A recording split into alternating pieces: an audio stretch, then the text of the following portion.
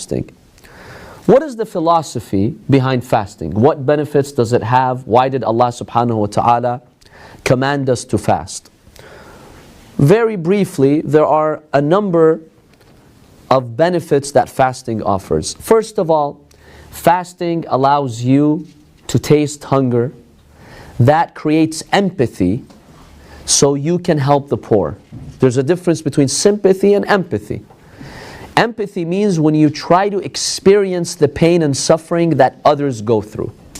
Fasting gives you the opportunity to experience empathy, so you can feel what hunger tastes like. Many of us don't know what hunger tastes like until we're fasting. Then when you're fasting, you actually experience what thirst tastes like, what hunger tastes like.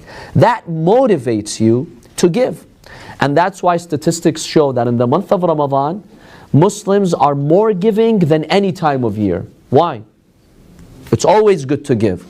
But because in the month of Ramadan, you're experiencing some level of suffering, some level of hunger, some level of discomfort, that actually motivates you to give more. When you're completely comfortable with your life, you're not experiencing any discomfort, any suffering, the chances of you giving are much less likely. So that's one benefit behind fasting. The second benefit, Lady Fatima alayhi salam in her khutbah Fadakiyya, she mentions the philosophy of Islamic acts. She mentions fasting, siyam. And she says, Allah subhanahu wa ta'ala has mandated fasting tathbitan lil ikhlas. Allah subhanahu wa ta'ala through fasting is training us to be sincere, to create the sincerity in our hearts. Because when you fast, you're fasting for the sake of Allah subhanahu wa ta'ala. It's not something that you can visibly show. With prayer, someone can see you praying. It's an act that's tangible, that's visible. But with fasting, you're not doing anything, right? So there is more sincerity involved in fasting than other Islamic acts of worship. That's another reason why Allah subhanahu wa ta'ala has mandated fasting. The third reason why Allah subhanahu wa ta'ala has us fast the month of Ramadan, the month of Ramadan is a great opportunity to break from our habits and daily routine. We human beings, we are in a daily routine. And oftentimes there are negative habits involved in our lives. You need something, an opportunity that breaks that routine, that allows you to develop positive habits.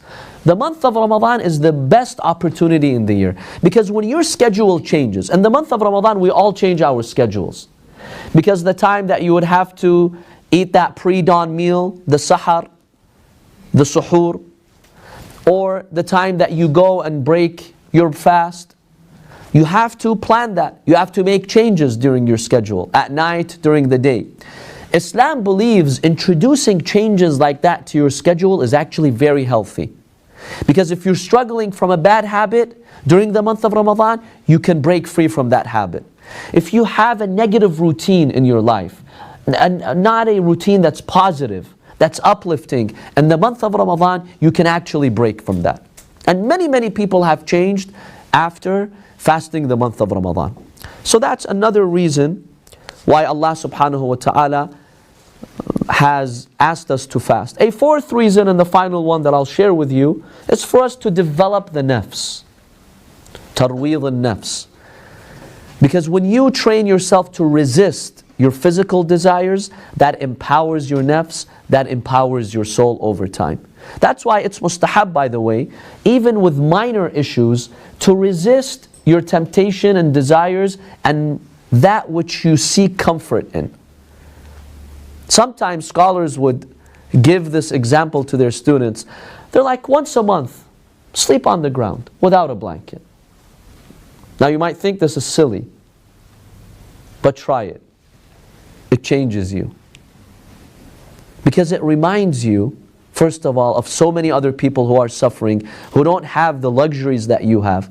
Secondly, it just makes you humble. It makes you less detached to this world.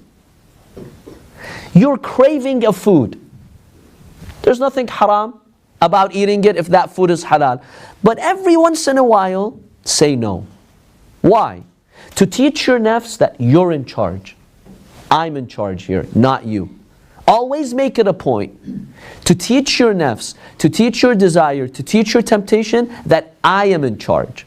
That goes a long way in developing taqwa and piety in our hearts.